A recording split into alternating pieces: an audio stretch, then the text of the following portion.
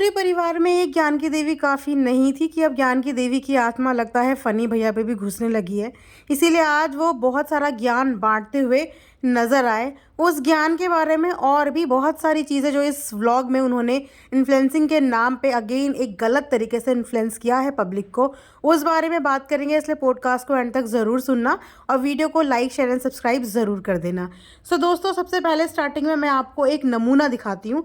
नमूना पेश करने के बाद आगे पॉडकास्ट में और भी इंटरेस्टिंग चीज़ें दिखाऊंगी। पर कहते हैं ना कि किसी भी चीज़ की ओपनिंग और एंडिंग धमाकेदार होना चाहिए तो मज़ा आता है। तो आइए एक धमाकेदार ओपनिंग के साथ हम पॉडकास्ट शुरू करते हैं। देखिए दोस्तों, नमूना नंबर 1 हमारे सो कॉल्ड इन्फ्लुएंसर डब्बा रानी के घर का नॉनस्टिक पैन, जो कि ऑलमोस्ट घिस घिस के नॉनस्टिक से बन चुका है, एल्युमिनियम से भी बदतर क्वालिटी का। अगर आप लोगों को याद होगा तो थोड़ा सा फ्लैशबैक में जाइए। अभी कुछ दिन पहले यही डब्बा रानी अपनी मम्मी के घर यानी कि मुंबई में अपनी मम्मी के किचन से बर्तनों को बाहर निकालती हुई नज़र आ रही थी और साथ में अपनी मम्मी को ये लेक्चर भी दे रही थी कि क्या अम्मी, इतने घिसे घिसे बर्तन आपने रखे हैं, आपको पता है कि ये हेल्थ के लिए कितने नुकसानदायक होते हैं। तो अगर डब्बा रानी को इतनी ज़्यादा नॉलेज है और इतना ज़्यादा पता है कि ये जो नॉनस्टिक का पैन है जब घिस जाए तो ये शरीर के लिए हार्मफुल होता है, हमारे शरीर में कई तरीके की बीमारियों का जड़ ये होती है, तो ये चीज़ इसको अपने ससुराल के लिए याद नहीं आई कि अगर ससुराल में भी इस तरीके के बर्तन पड़े हैं तो ससुराल से भी इन्हें ये बर्तन साफ़ करने की ज़रूरत है, या सिर्फ सारी केयर इनके मायके के और इनकी अम्मी और इनके अब्बू और इनकी मायके की फैमिली के लिए ही इनकी बनती है। वहाँ पे ये अपनी अम्मी के लिए नई कढ़ाई लेके आई थी और काफ़ी सारे नॉनस्टिक के नए बर्तन लेके आई थी क्योंकि पुराने बर्तन घिस चुके थे। और यहाँ पे ससुराल के बर्तनों की स्थिति और हालत आप देख रहे हो, लेकिन वो इसे मंजूर है। यहाँ के लोग बीमार हो जाएं इसको कोई प्रॉब्लम नहीं है। इनफैक्ट यहाँ के इन बर्तनों में ये खुद भी खाना बनाए कोई प्रॉब्लम नहीं है, लेकिन हेल्दी और ड्रामे इन्हें सारे के सारे मुंबई में ही करना है। मुंबई में दिखाना है कि देखो मैं कितनी हाइजीन मेंटेन करती हूँ, देखो मैं कितना हेल्दी लाइफस्टाइल जीती हूँ। खैर, इनके हेल्दी और अनहेल्दी लाइफस्टाइल के बारे में तो सब कुछ ओपन बुक है, ज़्यादा बताने की ज़रूरत नहीं है। पर यहाँ पे इनका ना ये हिपोक्रेसी नज़र आती है कि ससुराल वालों के लिए इन्होंने ये बर्तन एक्सचेंज नहीं करे। इनको ये जहमत भी नहीं हुई कि अगर मेरे ससुराल वालों को इस बात की नॉलेज नहीं है कि इस तरीके के बर्तन हार्मफुल हो सकते हैं, और मुझे नॉलेज है क्योंकि इन्हें नॉलेज है इसीलिए उन्होंने अपनी मम्मी के बर्तन चेंज करवाए, तो इन्हें अपने यहाँ ससुराल के बर्तन भी चेंज कराने चाहिए थे। बिकॉज़ ये तो एक आध दिन के मेहमान होते हैं, बाकी टाइम इन्हीं बर्तनों में इनके ससुराल वाले खाते होंगे, जो कि उनकी सेहत के लिए बहुत ज़्यादा नुकसानदायक है। तो यहाँ से ना डब्बा मैडम की केयर नज़र आती है कि कितनी केयर ये अपने ससुराल वालों की करते हैं। खैर, ये तो बात एक थी। उसके बाद आपने देखा होगा कि डब्बा बहुत ज़्यादा डाइट डाइट डाइट, मुझे ये डाइटिंग करनी है, मुझे वो डाइटिंग करनी है। खैर, ये डाइटिंग का जो इनका गाना है ना, ये कोई नई बात नहीं है। ये अक्सर जब भी मौदा से निकलती है ना तो ये अपने एक डाइट प्लान के साथ वहाँ पे जाती हैं, बिकॉज़ वहाँ पे 1-2 दिन तक ये जिम दिखाती हैं, फिर 2-3 दिन तक ये जिम वेयर खरीदती हुई दिखाती हैं, तीसरे दिन ये ट्रेडमिल में एक बार चढ़ती हुई दिखती हैं, उसके बाद अचानक से सब कुछ गायब हो जाता है और कुछ और ही नज़र आने लगता है। तो ये इनकी हमेशा से ही आदत है कि ये इस चीज़ की शुरुआत करती हैं डाइट डाइट डाइट, बट इसको फॉलो नहीं करती है, सिर्फ इसके स्टार्टिंग करती। क्लोजर इन्होंने आज तक कभी भी नहीं दिया।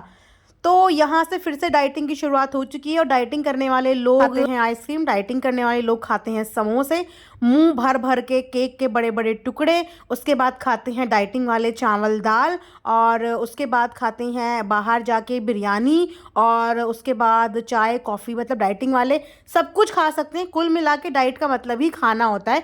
तो अगर आप लोगों को भी अपना वज़न घटाना है ना तो डब्बा के इन्फ्लुएंसिंग को अच्छे से सीखिए, सुनिए, देखिए और इसको अपनी डाइट में ज़रूर फॉलो कीजिए। आपका वज़न घटे या ना घटे, बट हाँ, आपका वज़न दोगुना स्पीड से बढ़ ज़रूर जाएगा अगर आपने डब्बा के तरीके से डाइटिंग को शुरू किया। उसके बाद डब्बा को ना एक बहुत ही अच्छा सहारा मिल गया है कि जब भी डब्बा की तरफ से कोई गलती हो, डब्बा उसको एक्सेप्ट करने की बजाय उसको सीधा पास ऑन कर देती है। जैसे अंताक्षरी में जब हम लोगों को गेम नहीं आता ना और हमें गाना नहीं आता तो हम तुरंत पास कर देते हैं ना, तो वही यहाँ पे डब्बा को मिल चुका है एक जीता जागता खिलौना कि जब डब्बा के ऊपर कोई भी बात आती है डब्बा उसे सीधा डाल देती है फनी के ऊपर।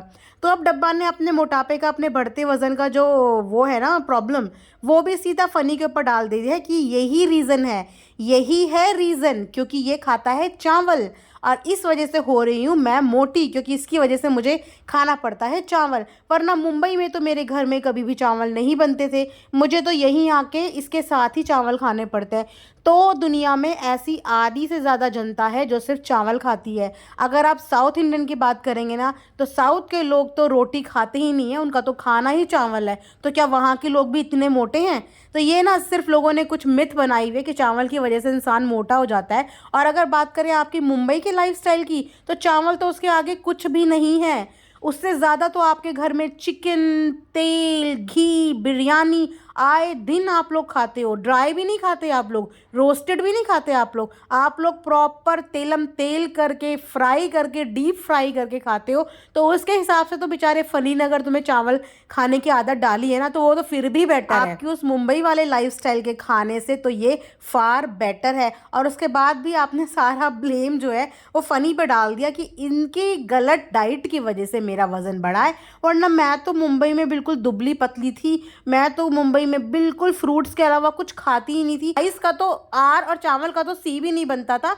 हम तो इतना हेल्दी खाते थे, इतना हेल्दी खाते थे। एग्जाम्पल देख लो कि हमारे घर में सब कितने स्लिम ट्रिम है। मजाल कि किसी का 2 इंच भी वेट ज़्यादा है, मतलब हद हो गई डब्बा। कहीं तो कुछ सच बोला करो। और वो भी वहाँ पे झूठ बोलती हो जहाँ पे दुनिया ऑलरेडी आप सबके बारे में जानती ही है कि किस तरीके का आपका लाइफस्टाइल है। तो अगेन डब्बा के बहुत सारे कारनामों में से ये 2-3 कारनामे मैंने आज हाईलाइट करे, और बाकी की भी बहुत सारी डिटेल्स है। वीडियो बहुत लंबी हो जाएगी बिकॉज अब इन डब्बा पे बात करनी शुरू करो ना तो बात ख़त्म ही नहीं होती, क्योंकि बिकॉज इनके व्लॉग में ना हर 2 मिनट के बाद खाने की आइटम होती है, हर 2 मिनट के बाद खाने की आइटम होती है। पूरा व्लॉग सिर्फ खाने के ही अराउंड और सराउंड घूमता है। उसके बाद लास्ट में ये लोग क्लोजर ये बोल के देते हैं कि हम तो डाइट कर रहे हैं। चलो मुंबई तो निकल ही गए हैं, देखते हैं मुंबई में कितने दिन ये डाइट करते हैं और कितने दिन इनका ये वेट लॉस का जो भूत है वो चलता है। बेट लगाते हैं फ्रेंड्स। कमेंट सेक्शन में ज़रूर बताना आप लोगों को क्या लगता है कि डब्बा अपना ये जो डाइट प्लान है कितने दिन तक कंटिन्यूशन में रखेगी। मैं बताती हूँ कि ज़्यादा से ज़्यादा 4 दिन, उसके बाद ये वापस से उसी रूटीन में आ जाएगी। तो आप लोग भी कमेंट सेक्शन में अपना अपना एजम्पशन और अपने अपने गैस ज़रूर लगाना। देखते हैं कि किसके गैस परफेक्ट बैठते हैं और बाकी का रिएक्शन देंगे कल। अब आप लोग आराम से सो जाइए। मिलते हैं नेक्स्ट वीडियो में, तब तक अपना ध्यान रखिए। Good night and thanks for watching earth mom Dehradun.